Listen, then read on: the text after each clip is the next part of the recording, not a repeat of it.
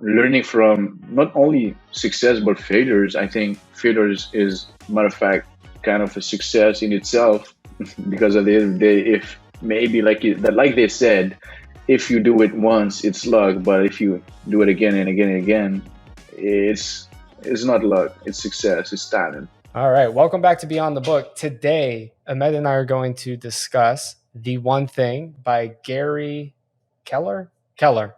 Before we start, Ahmed, I will say I really, really enjoyed this book more than I honestly thought I would, and I'm sure we're going to talk about it during this podcast episode. But I found so many similarities in this book to points in Deep Work, The Power of Habit, um, Yeah. even in just very, very broad with Win Without Pitching Manifesto. Oh yeah, right. Can you just give the audience a very high level overview of what the one thing is, what the premise of the book is, Ahmed? Yeah, like to be honest, I didn't even want to put the book in three sentences. It's really one simple sentence, which is find one thing to do every day that will move you forward in your business or in your life. But it's more centered around decisions for your business and how you're gonna move on with your life, and it's related to professional work and like your life in general, to be honest. So it's what's the one thing that you can do every day or in 1 week or in 1 month that is gonna push you forward in your life, in your goals, to be honest. I couldn't have said it better. It's very reminiscent of the compound effect, Right. looking at how you can make an incremental increase every single day, and over time that compounds and you get to the place you want to be at in life. Um, all right. Well, the first part, the lies, they mislead and derail us. The author really starts this out with saying, uh, or setting the stage that there's a reason why we need to focus. Mm. And that reason is it will help us advance towards our goals and actually achieve them. And there's so many distractions in our life that derail us from actually achieving anything. And is there anything you want to start out with from this first chapter of the book, Ahmed? Yeah. So I think this book is like the missing piece of a puzzle from all the other books that you read, or the audience maybe they even didn't read it, but I think that from The Power of Habit, Deep Work, and all the other books that we discussed, even Still Like an Artist, to be honest. And this book, it comes here and it tells you if you want to move forward with your goals, you need to focus. And being able to identify which is the one thing that you need to do to move forward is very difficult. And it pretty much give you the framework. So yeah, that's what the book is about, is not only telling you, oh, you need to find the one thing that will move forward, but it tell you how to do it. And that's what I loved about the book. Not only telling you that there is one thing that you need to do and move on, right? So Yeah. And in that first chapter, the author brings up this idea of going small, which later in the book, he talks about going big and how you need to dream big. But going small, here's one quote. It's realizing that extraordinary results are directly determined by how narrow you can focus. You can make your yeah, focus. And when we think about the Win Without Pitching manifesto, the whole idea behind that is when you're a specialist, you're not doing 5 million things. You're not a generalist. And as a specialist, we've said this probably in every episode, you make more money, you're more respected, and you can grow deeper in your field. And I really like the point in the one thing of it feels kind of counterculture. You know, many YouTube videos will talk about how you need to go wide. You need to, I think of like Gary V. You need to be posting 16 times an hour. And and this is the opposite of that. This is very like, oh, well, maybe we don't have to have these huge lofty expectations. And there's one story I loved in the book where there was a business professional that thought the only way to succeed was he had to wake up super early. It just felt very, he had to do the YouTuber lifestyle. So Yeah. when you look at that compared to what is something really small you can focus on, why do you think, Ahmed, Gary, and the author of the book, Gary said that is what determines extraordinary results? So, I was just finishing reading the book and I was listening to a podcast with this guy named Andrew Tate. I don't know if you know this guy. Mm-mm. And okay, and it was talking about like when you have a business, you take people's money, right? Like Right. either you like it or not, you're taking people's money, but it is not put it in a like negative narrative. And if you start to like being intentional with where you're spending your money and how they took your money. Like if you go to Starbucks, why did you go to Starbucks? And why did you buy the coffee? And if you didn't buy the sandwich, why? And so you're gonna find the one thing that they did that made you take this decision, and you're gonna start understanding what can you come up with that is it will be different, that gonna disturb not the market itself, but like in this particular place with this particular competition, if I can say it like that. But it Yeah. all comes down to one thing that you can do differently so that you'll thrive. It all comes down to that. So I think that it is all related to a lot of aspects, business, life, whatever it might be, even relationships, I think. And it all comes down to always one thing, right? Yeah, I agree. And he continues from one thing, it's possible for what he calls the domino effect. Our audience can Yeah. think of it as the compound effect. You're giving an opportunity for that to take place because you're focusing and you're working on those small incremental changes every single day. And that's how you advance towards anything. And I really like it. It might feel when you're reading this like, okay, yeah, this is a lot of, these are no brainers, pointers and whatnot.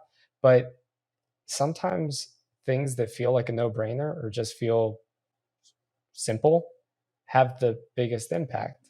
Like Yeah. if you focus small, you can achieve big things. Uh, have there been moments in your life, Ahmed, in either personal or in business, where you've really seen by narrowing your focus over an expended or extended period of time, you've found greater success? Up until this point, I'm still always looking for the one thing that can move the needle. And I know this book is a no-brainer to read for someone who is starting a business like right away, or he's stuck in business, stuck in life, whatever it might be. And for myself, let's say, I started my Shopify studio and I was asking myself what I can do now that is going to move forward things for me.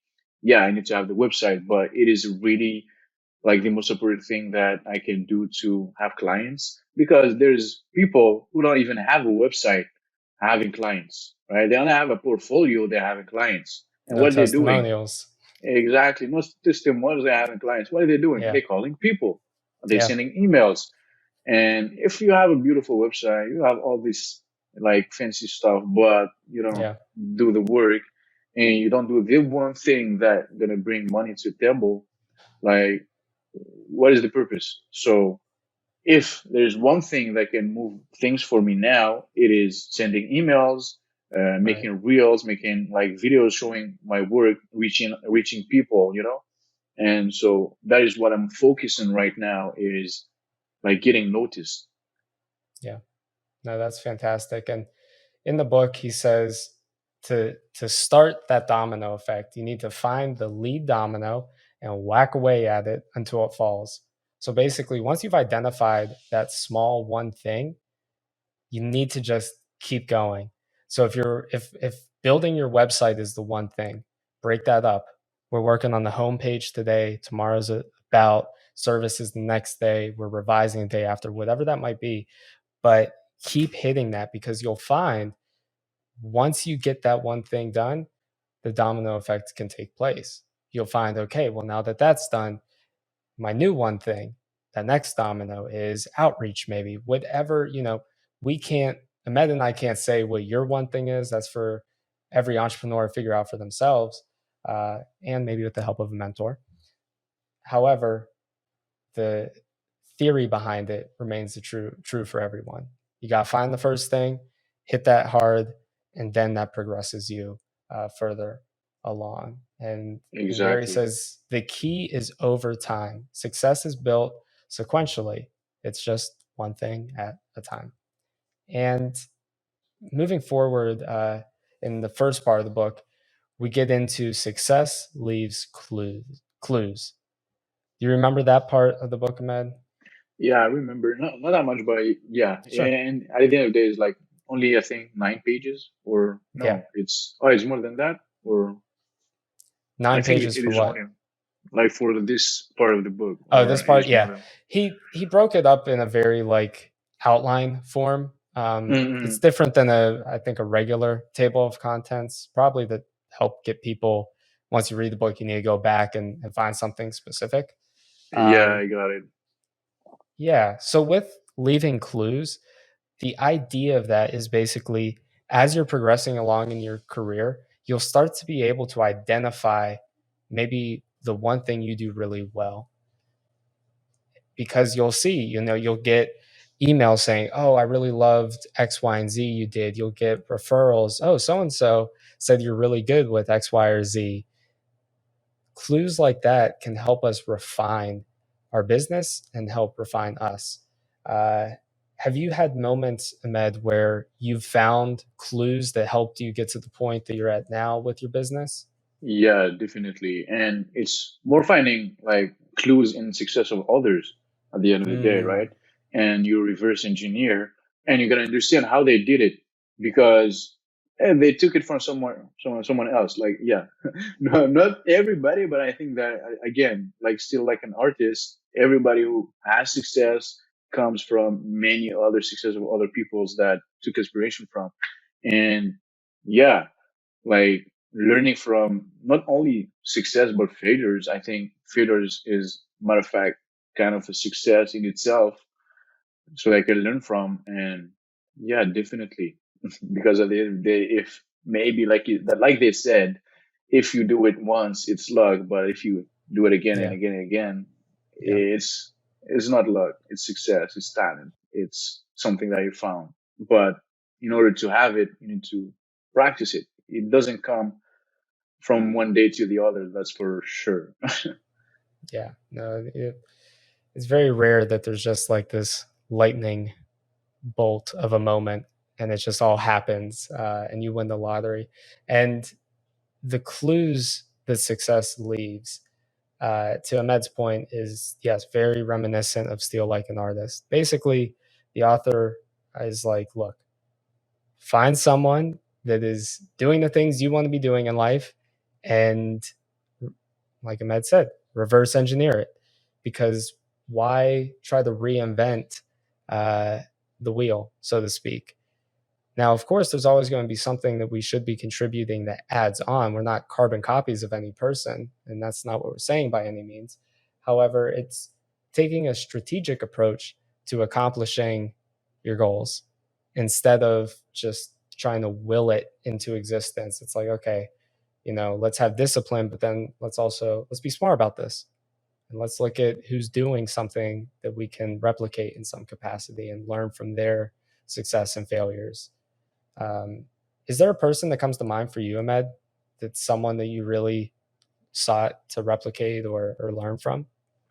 Yeah, replicate is I won't say replicate, but I would Sure. say like avoid the same failures.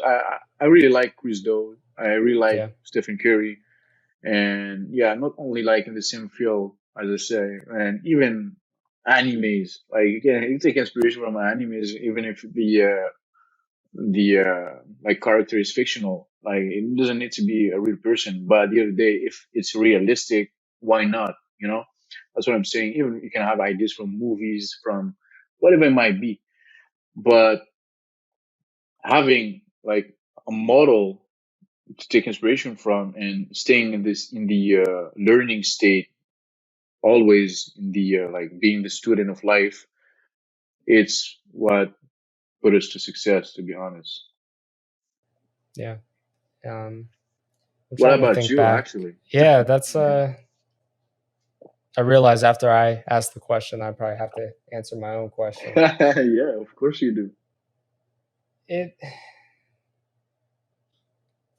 probably, yeah, probably the future, blind, probably the same thing.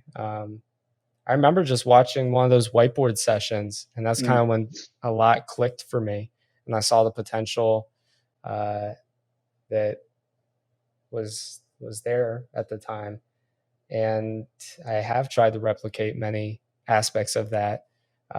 The biggest problem for me starting out was, you know, trying to be that one stop shop and marketing as a one stop shop.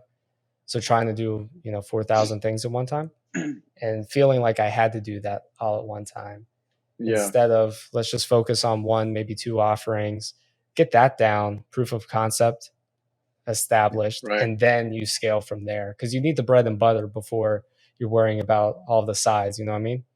Um, yeah, so definitely probably the future and blind the agency. In the book, we move to a section one passion, one skill.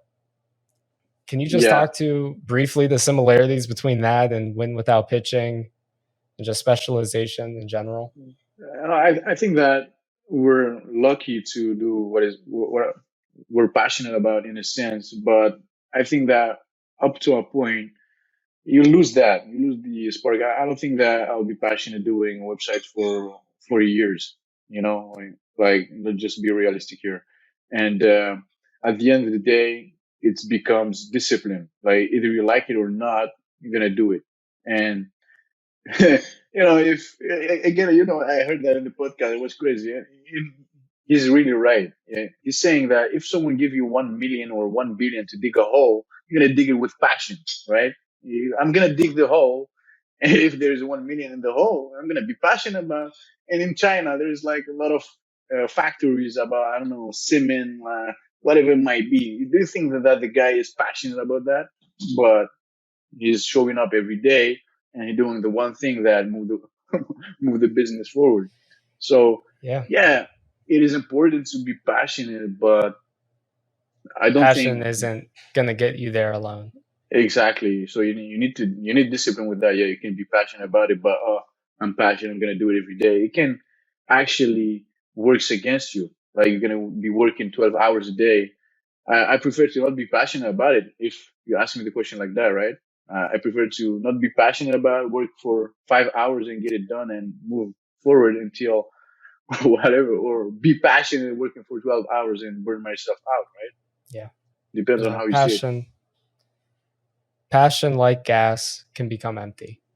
Yeah, And there are going to exactly. be many days where you're doing the work and it's not fun. Like it isn't. And I remember I had a conversation with with Adriana recently, just kind of like this realization that yeah, old soul's a job. It is. It is. It's not 9 to 5. It is something I love, but you best believe there are days where it's like I don't want to be doing this specific task, but you gotta because my eyes are set on higher things. Um, and I think that's a good thing because Yeah. it builds character, it builds work ethic, and it really challenges you to keep going. It's similar to like if you are, let's say, invested in the stock market. Well, right now it ain't doing too hot. So are you just looking at the short term and you're freaking out, you're selling everything and you're freaking out, or are you looking at the long term? Same thing when it comes to your business. There's going to be the days where everything feels like it's falling apart and you're holding the ship together, but and you can abandon and just say, you know what, I'm done. Or are you looking at the future and saying, well, why did I do this to begin with? Mm. And I think that's important. Um, the second part of the book, I don't know if this is part two or next chapter, I don't remember. We Yeah. get into there's the 6 lies between you and success. Why don't we read those and then we can kind of go through each of them briefly and maybe talk about a few moments in our lives and business that we've experienced those. Yeah, sure. I have them pulled up. I'll just read them real quick. Everything matters equally. 2, multitasking. 3, a disciplined life. 4, willpower is always on will call. 5, a balanced life. 6, big is bad. That first one, everything matters equally. Yeah. Tell the audience, Ahmed, when have you felt that you were at a place where you were doing maybe everything, and because everything felt important? Yeah, like like I said in the beginning of launching the Shopify studio, I was like pretty much all over the place. Like I found my purpose, but I need a website. I need to do this. I do the copywriting. I do this. I do this and do that. But I needed to. I didn't even read the book, right? On the, I didn't read it. Yeah, this time I didn't read it, and I was like, I need to do this. I need to structure it because I was all over the place. And something Right. that made took me 1 month, took me like 2 months and a half because I wasn't structured. And Mm, now I'm at the point where I have my 5 years goal, I have my 3 years goal, and like getting to that point, I have my big goal. If I want to make, let's say, 3 millions, and I'm here doing all by myself, but I can. If I just broke it down, if I have two clients per month, that is 20K each client. It is 40K, right? 10 times 10 months is 400K. But to reach that 2 millions, I need to get out of my city, which is Quebec, like bringing me my fucking 40% taxes, like sure. from Sure.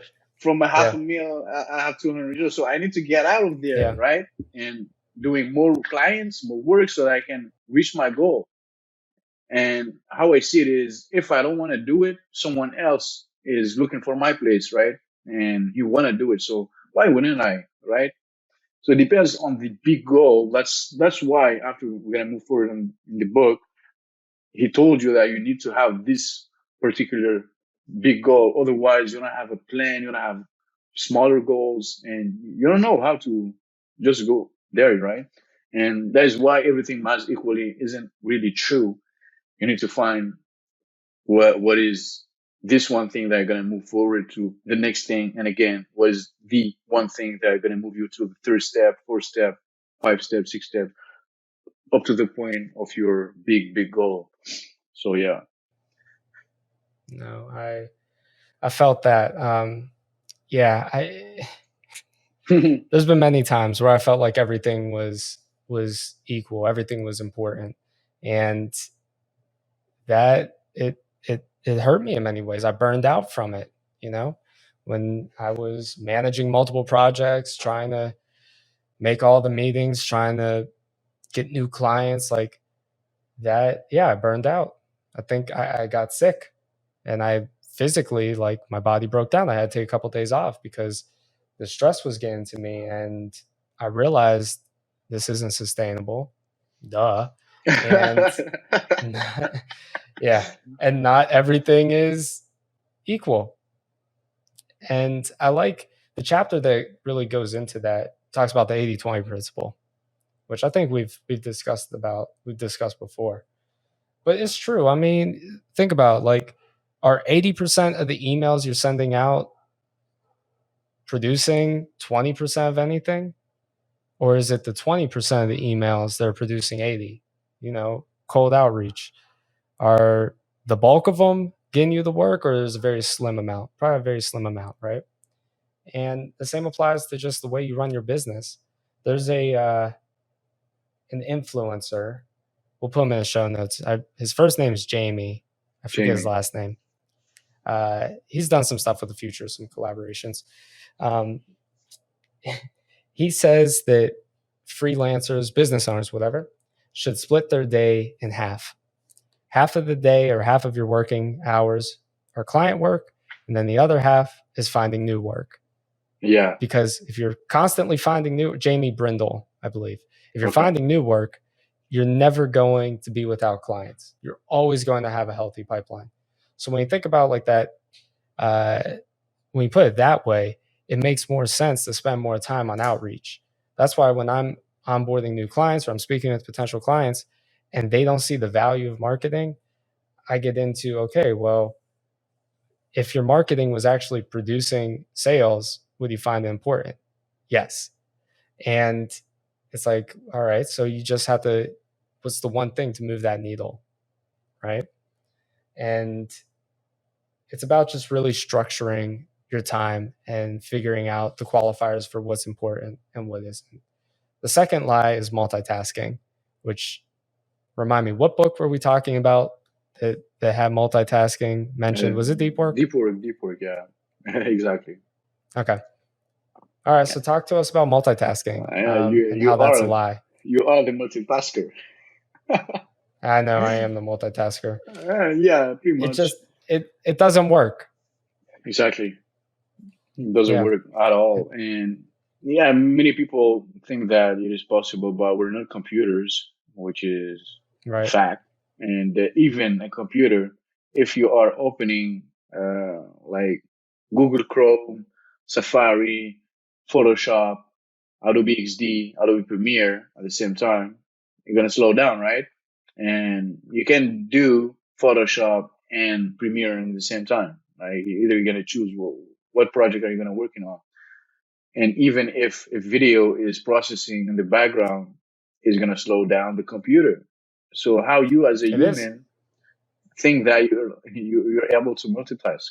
But there is possibility of multitasking depending on the actual task that you're doing that don't demand your cognitive ability, but multitasking for like tasks that you need your focus, it is impossible. Right? Like it's impossible. Just don't try that. Yeah, even if you try, you see that you can't succeed with that. Have you understood that or not yet?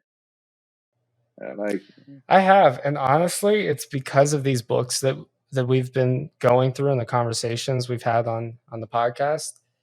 My views on multitasking have changed a bit. I'm seeing the value more in the deep work mentality, and also understanding this is probably viewing everything as equal. It's not the world is not going to end if a client calls and I don't answer, yeah, which I have felt for a very long time. I need to always be on call. I've said that on this podcast that I always need to be on call, and I have to. But the truth is, it isn't. Uh, the work we're doing, it's not going to cause the end of the world. yeah, And yeah, so with multitasking, I'm definitely, yeah, it's one of my downfalls.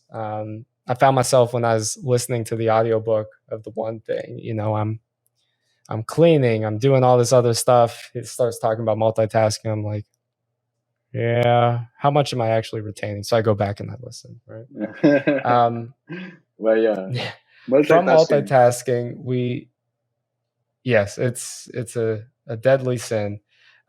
From there, we get into the disciplined life. And there's a quote: success is actually a short race, a sprint fueled by discipline just long enough for habit to kick in and take over. This reminds me of Power Habit when we think Exactly. about the habit cycle, or the habit loop, whatever Yeah, they called it. Can you speak to that a little bit, please? yeah, sure. Like, I assume that not everybody is disciplined, which is a fact, but I don't know the percentage. And not everybody is born disciplined. And you can be disciplined, let's say, in the gym, but you're indisciplined with your money. And so depends on how you are gonna see it. And you're always outside spending money by going to the gym. That's good for you, but what is most important, being disciplined with your money or going to the gym? So you see the difference here. But I think, yeah, I think that it needs to be a disciplined lifestyle instead of discipline in certain aspect of life that is just, oh yeah, I'm going to the gym, oh yeah, I'm a good with my money, but discipline in other sense of life, you see. So again, it's habits that makes discipline less like overwhelming, if I can say it like that. And again, it comes down to let's call it like passion. But there's a lot of people who they don't love their work. It's not their passion, right? And they gotta go work. Either you're in good mood, bad mood, we don't care. You go to work. And as an entrepreneur, that's the small difference, if I can say it like that. I'm not gonna feel like guilty if I take a day off because I don't feel like it. But when I say I don't feel like it, is my brain is hurting, and I really don't feel like it. So I'm not gonna go against that. I listen to my body. But when I'm saying if you don't feel like it, but you gotta do it, I'm saying about like bad mood, like you just get into argument with someone or whatever it might be, or you had a bad news and you say, "Oh, I'm not gonna do it today." This is not the same thing. Like this is not you listening to your body. This is you just making excuses for not doing the thing, right? So it's not discipline for me. That is different from taking care of yourself, if I can put it like that. Sure. And the truth is, with discipline, you only need enough to get you to the bare minimum. And here's what I mean. When I first started like trying to get into reading for leisure, not reading, for school or whatever, I remember and it's silly, but like reading for a minute to 2 minutes was tough. Like sitting and focusing and not feeling distracted, not quieting the internal noise of should I be working on this, or I kind of want to, I don't know, I want to make breakfast. Uh, the outside noise, oh, they're mowing the lawn, the grass is getting cut right now, whatever. It took time, so I had to set a number of reminders that would actually just get me to 2 minutes, to 5 minutes a day, to 10 minutes a day, and you just need the bare minimum because eventually, when you go long enough, it'll become a habit. And once a habit, it's a no brainer. Yeah, So I think that's where a lot of people get derailed. I know I get derailed all the time with that. If there's a new course I want to take or a new skill I want to learn, it's only a couple of days until that fizzles out because I don't yeah. have the discipline for it. But I've also not set up the structures that help me achieve that. And I think that's, I don't know.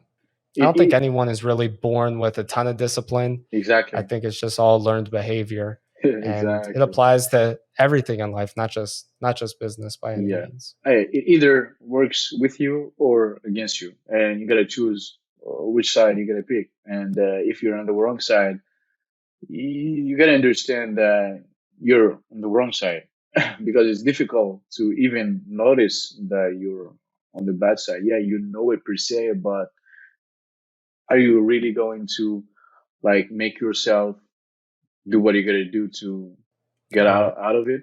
To Yeah, get it's done. very, Yeah. very difficult. Like I understand that, but you gotta do what you gotta do, man. Yeah. The next lie is willpower is always on will call. So I think willpower we could equate to passion, like you've been using it throughout the episode. Basically, all that means is if there's an emergency that comes up, that's your that's where the passion comes in to get something done. That's where the willpower comes in. That first day when you get the course, you have the willpower to get through the first section of it, the first module. But the difference between that and discipline is the driving force that's like, you know what, no matter what, I'm going to make it happen. And it feels there's tension there with the discipline. So I kind of, the way I see this is kind of in steps. First, you have willpower, then you have discipline, then you have habit. I don't know. Do you believe it lines up that way as well, or is it different? Yeah, I see it like that, but I think that it is before the willpower, it is the intention. You know, I need to do this or I gotta do this. And then now, after that, you need the willpower to do that. Like for someone who is very, like, let's say, very obese and he has health issues, Like, yeah, he knows that he needs to go to the gym, right? But he needs the willpower to do it. And what is gonna make him go to the gym? Like, what is the this one thing that sparks the like the intention and is gonna spark the willpower, right? And it's just a matter of split second, right, in your brain that make you realize that you know what, I'm gonna do this. And I don't think that he needed that much of a willpower to do that, but it's more of an accumulation of negative thoughts, and you get motivated by himself. And in one day, let's do it. Same thing with business. At the end of the day, Oh yeah, totally. And I think the theme to this chapter and discussing the lie is, if you think that, oh well, I'll do it tomorrow when like I'll feel like doing it tomorrow. 10 to 1, you're not. you're not. You Yeah, might say that you're going to get to it tomorrow, but it's like, nah, you ain't going to get to it. How's it any different from today? Are you setting reminders? Is there anything set up to help you achieve that? Do you have someone holding you accountable? What's the difference? 24 hours? Maybe, but I think it's the chances are slim. And he says willpower has a limited battery life. So can you talk to like what that really means of willpower is in short supply and it's not just like on 24/7? that's where I listened to. I read it when we talked about it on the Power of Habit episode, and I was telling you, I read that willpower has battery life, but I didn't recall where, and actually it was on the one thing. And yeah, if you don't know that willpower has battery, it actually has, and if you don't use it accordingly, you're gonna burn out per se. Yeah, so you gotta understand when and how to use it. But yeah, I don't think I'm on a point where I need to do this. I gotta do this. I gotta do this. Yeah, yeah. You do it and you shut up. So yeah, and like I told you before, and on this episode, I told you that let's say you need willpower at the beginning before going to the gym, right? Every day is a battle against yourself, but up to a point, you don't need willpower to go to the gym, right? It becomes a habit. Either I don't need to force myself to go play basketball or go to the gym per se because I just want to go there. I don't need to force myself. But there's days where I don't feel like it. I still go, you know? Yeah. No, well, I don't feel that with the gym scenario because I stay away from that. But I get the idea of what you're saying, and the author goes on within the chapter, says give willpower the time of day. Basically, try to gauge yourself on when you feel like you have the most willpower and when it leaves. I know for me, the morning I got willpower. Oh yeah. Willpower gives me the ability to start my routine, to start that habit. And I know it starts decreasing probably around 12 or 1 in the afternoon. Well, it's probably decreased before that, but that's where I feel very low. And that's probably when I'll get lunch, I'll sit on the couch. And that's when the thoughts of, why don't you just take a nap? Or why don't you turn on the Xbox? Like you've worked hard, you've worked for several hours, like just you deserve it type thing. And I might do that for a little bit, but I have a very hard time taking naps. Like I can't nap. And I've in reading this, it made me discover, well, maybe that's just because discipline kicks in and is like, no, no, no, you gotta keep going. Just because, you are your own boss and you work from home doesn't mean that you should be stopping right now because there are other things that you need to accomplish. Let's remember your big one thing. And that kind of gets me the the boost I need to let discipline take over. And it's like, all right, despite how my body may be feeling, I need to get back to work. So I love naps, bro. I need Yeah, naps. Oh that's yeah. good. Oh yeah. If I don't nap, like there's day where I don't have time to nap because I'm outside or Sure. whatever, and I'm drained. Like I can sleep Yeah. at 9 a.m., 9 p.m. I'm out. So I need a little nap. And I think there's nothing wrong with naps. I think for myself, I just refuel in a different way. I Yeah. refuel by sitting and just being for a second, by playing a game on my phone, I don't need to like go to sleep to do that for me. So it depends. Everyone's built different. You know, Um, it's really crazy because I'm conscious while napping, and the 20 minutes feel like 40 minutes, but I know that it's 20 minutes. You know, oh, and I mean, there's tons of science that backs that. Yeah, you're not supposed to I, take hours to nap. It's supposed to be short. yeah, yeah, and Yeah. my brain is like putting all those things together. Is is Mm, visualizing what I'm doing next, what I that's did cool. before, and that is it's more of an investment if I can put it like that because I'm not working, but I'm resting while working if I can Yeah. say like that. So yeah. Yeah. No, I like that. I like that a lot. And the next lie is a balanced life, which I forget the episode, but we did discuss. I remember bringing up. I don't really believe in work life balance. Me neither. Um, yeah, it's more of work life integration, and I think this is the chapter that brought it up. There was a story told of a guy.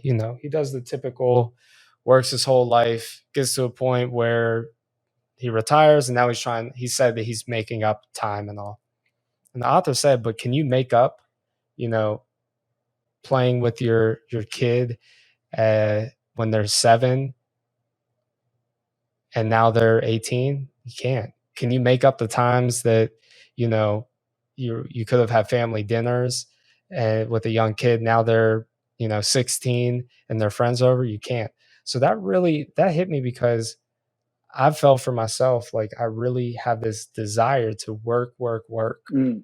very hard because I'm thinking I want to get that done now. So in the future, things are good, but I don't think I don't have an answer yet on how I really feel about it. But the gears are turning because I'm thinking maybe that shouldn't be the goal But it's because you miss life. depends.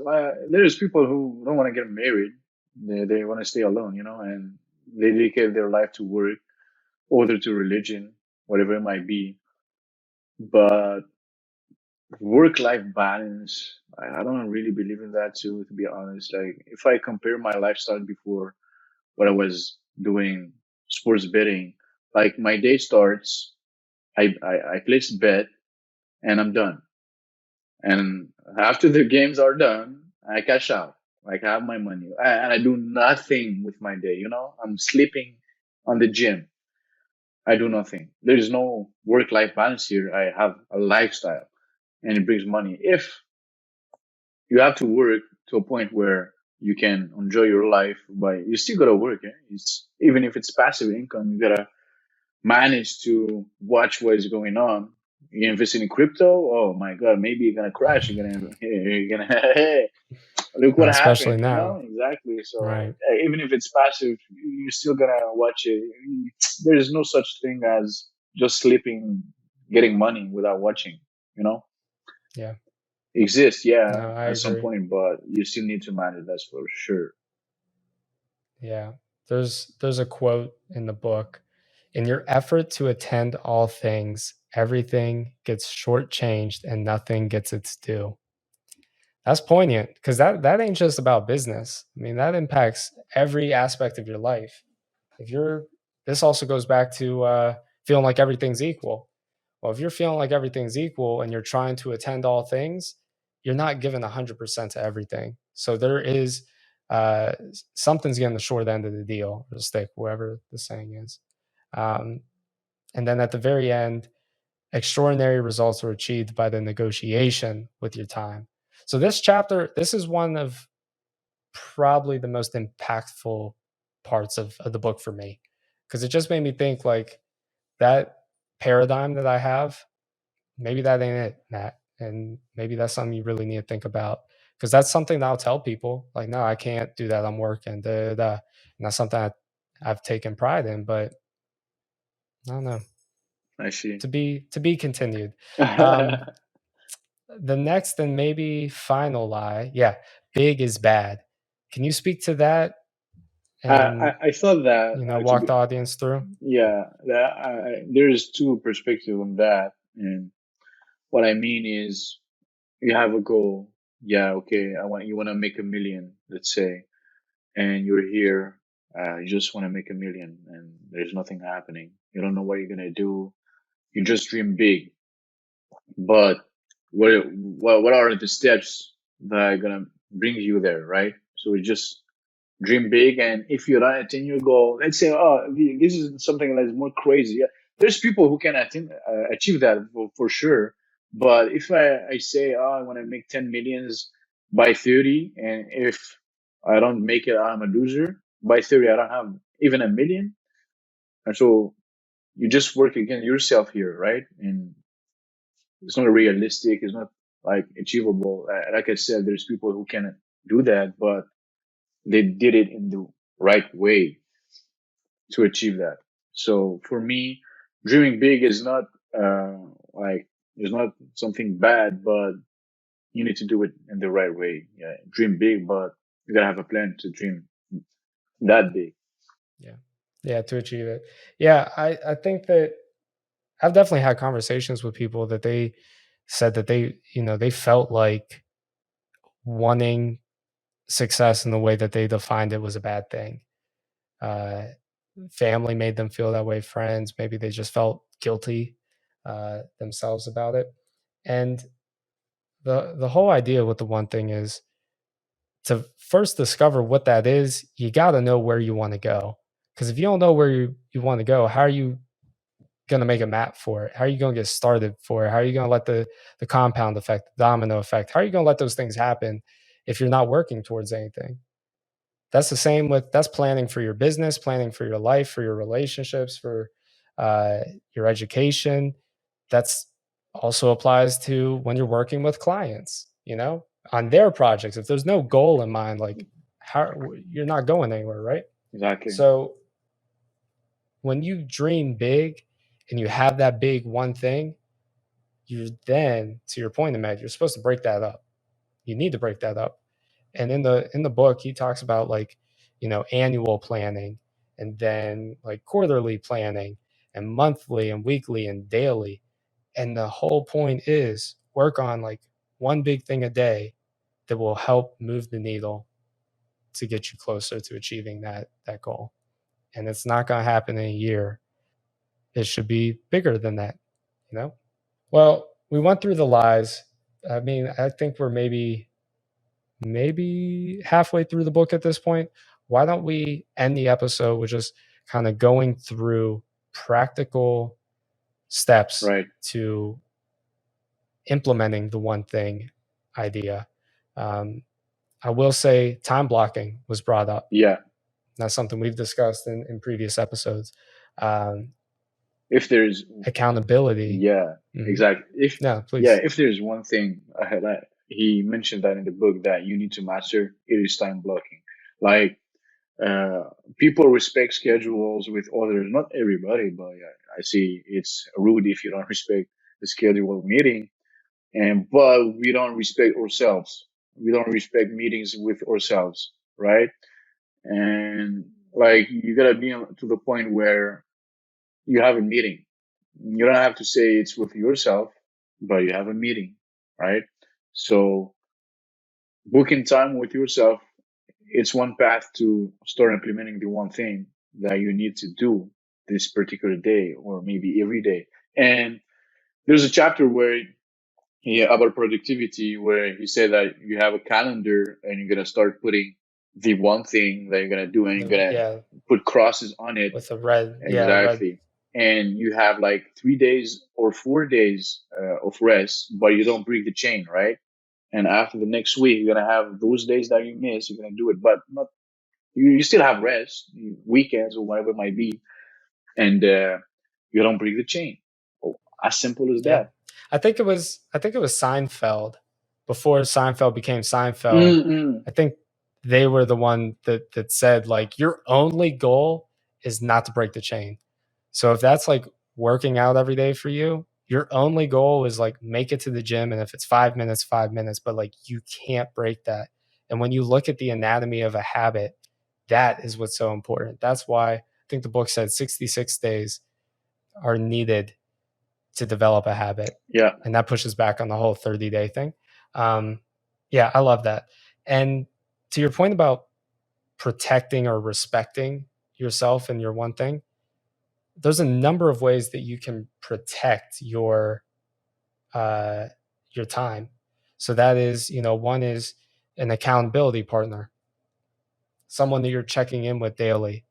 Uh, Another would be set physical reminders, have sticky notes. If you need to spend time reading a book, make sure that book is out so you see it, you know, have digital reminders. We've spoken about all this before. Um, and I think it all has to begin from time blocking Yeah, because that's kind of determining your schedule and whatnot. And I really liked, uh, he mentioned that you should talk to the people closest to you about it. Not necessarily in an accountability way, but just letting them know, like, hey, I'm going to need X number of minutes or whatever to work on this at this time of the day. And it's just, I think it's a nice way to share with people that care about you that, like, you're serious about this thing. yeah. He shared three tips for the time blocking, which is time block your time off, and you need to time block your one thing, and you need to time block your planning time, like time block your time block. you know? Yeah, right. Yeah. Yeah, that's pretty I much like it. that. I'm writing that down. Um, yeah, I will say, I think it was maybe Deep Work, one of the books we read, Mm-hmm. and it pushed me. My main takeaway was the time blocking thing, and I've been doing it now for probably 2 weeks or so, and I really it's going well, and I feel much better because of it. Nice, My days are way more productive, and I think I'm going to do what the author said. I'm going to time block my time block nice. and planning. Uh, And he yeah, used the deep work analogy, which is like he four did. hours, 4 hours more for exactly. 4 hours. Yeah. And I'm like, oh yeah, thank you, bro. That's what we're Uh talking huh. about. you know? That's what we're talking about. Yeah, and he brings you to the four thieves, or I'm gonna call them also the four anti-productivity, and which is inability to say no. We talked about that also, right? Oh my God. This is something crazy. Saying yes to everything. No, no, no. Thank you. No, thank You you. gotta be a master of no. Master of no. Well, Yeah. it's not like When you're inventing excuses, but is the holy truth. I have things to do. It is doing thing with yourself, doing something. It is so you're doing something. Fear. The second thief is fear of chaos. Always be fearful of something, feeling of failure, feeling of getting hit by a car, fearing of getting injured, fear of everything. Like that's something that, like, not for myself, to be honest, but I don't know if there's people like that. But you know, yeah, it's definitely like a worst case scenario mentality where everything is worst case scenario. And my dog is no problem. being needy. Um, yeah, no, I have had that mentality before where it's just like feels like I'm constantly doomsday prepping. Not in like a like actual like doomsday, but more like, okay, well, if I don't take this meeting, like what's gonna happen from that? And you just kind of go down that rabbit hole. hmm Um, was that the third one? Is there one There's more? two, and the second one. Well, at the end of the day, like fear of chaos is not that like dramatic, but like just for me, it summarized into the fear of fear all the time. Fear of what everyone is gonna think of that or this or whatever it might be, and brings us to the third one, which is poor health habits. And like poor habits depends on who is the person, right? Like it depends, but poor habits is anti-productivity thing. That's for sure. Eating crap doesn't help you get things done. That's for sure. And the last thing, which is I think related to the third one, but not that much, environment doesn't support your goals. And I put it into like circle of friends. Where are you like spending your time? That's affect your productivity for sure. and it brings you away from your one thing, your goals. Yeah. So Yeah. No, I agree. Well, this has been a very full episode. I think in our closing, the main idea, figure out what your big, audacious, crazy, it's never going to happen goal is, and then work on figuring out what that one thing is, that 1% you can do every single day, put in the reps and keep it going to accomplish it. Protect that, work on time blocking, protect your time blocking, develop habits, and your habits are going to lead to you accomplishing that one thing. And with that, I think this episode is a wrap. it is a wrap. Don't forget to go to the show notes and Yep. leave us a review. Leave us a review anywhere you listen to podcasts, and shoot us, leave in the comments or shoot us a DM. What is your one thing, or what is the one thing that you're working on today? We'd love to know. And with that, this is Beyond the Book. Thank you, and we'll catch you in the next one. Bye.